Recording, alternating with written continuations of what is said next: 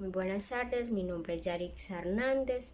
Les vengo a hablar de las ecuaciones Maxwell. Los objetivos de esta es reconocer las ecuaciones Maxwell, el éxito de una teoría física, la síntesis de todos los fenómenos electromagnéticos y la predicción de algunos nuevos. Conocer las características esenciales de las ondas electromagnéticas y distinguir las distintas regiones del espacio electromagnético.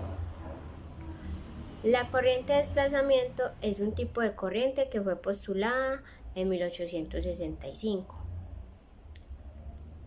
que está relacionada con un campo eléctrico que varía con el tiempo.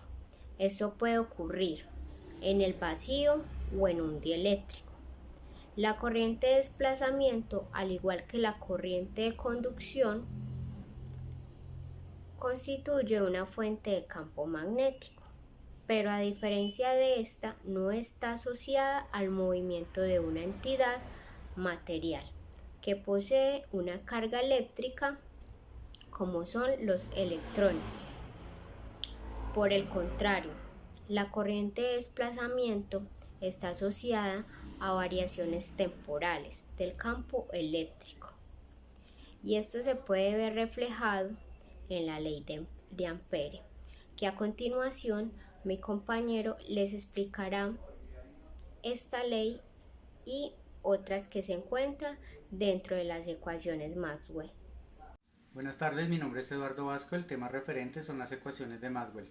El espacio está lleno por campo electromagnético, solo lo pueden sentir las cargas e imanes. Se atraen, se repelen o giran. Las ecuaciones de Maxwell nos indican cómo las cargas o imanes perturban el campo y cómo el campo se perturba a sí mismo. Solo nos indica cómo es y cómo cambia el campo. Se separan en dos: campo eléctrico, que nos indica dónde y con cuánta fuerza va a ser empujada una carga positiva, y campo magnético nos indica dónde y con cuánta fuerza va a ser orientado un imán. Las cuatro leyes son las siguientes. La primera es la ley de Gauss. Describe cómo las cargas afectan al campo eléctrico. Las cargas eléctricas son fuentes de campo eléctrico si son positivas, o sumideros de campo eléctrico si son negativas. Es decir, cargas del mismo signo se repelen y de distintos se atraen. El campo eléctrico disminuye con la distancia. La segunda ecuación es la ley de Gauss del magnetismo. Las fuentes y sumideros del campo magnético no existen. No hay cargas magnéticas, solo hay objetos que crean campos magnéticos, como los imanes. El campo magnético se cierra sobre sí mismo. Los monopolos son imposibles. La tercera ecuación es la ley de Faraday. Es el principio básico de las centrales eléctricas del planeta. Si un campo magnético cambia en el tiempo, activa el campo eléctrico de manera precisa, cerrándose. Si el campo magnético aumenta, el eléctrico se orienta en el sentido de las agujas del reloj. Si decrece, se orienta al contrario. La cuarta ley es la ley de Ampere. Un campo eléctrico cambiando en el tiempo o cargas moviéndose activan el campo magnético cerrándose.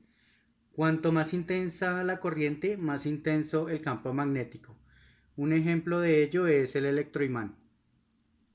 Estas son las cuatro leyes de Maxwell que datan del siglo XIX.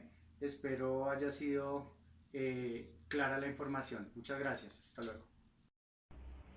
Las ondas electromagnéticas se caracterizan por su longitud de onda, o sea, la distancia entre los picos consecutivos, y estos se miden en unidad de longitud, y por su intensidad o amplitud, es decir, la altura de cada uno de sus picos.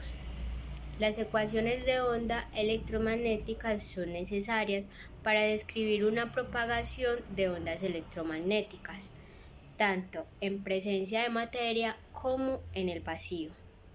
¿Cómo se puede apreciar? Tenemos ecuaciones de onda tanto para el campo eléctrico, que se representa con la letra E, como para el campo magnético, que se representa con la letra B, donde hay ciertas variaciones.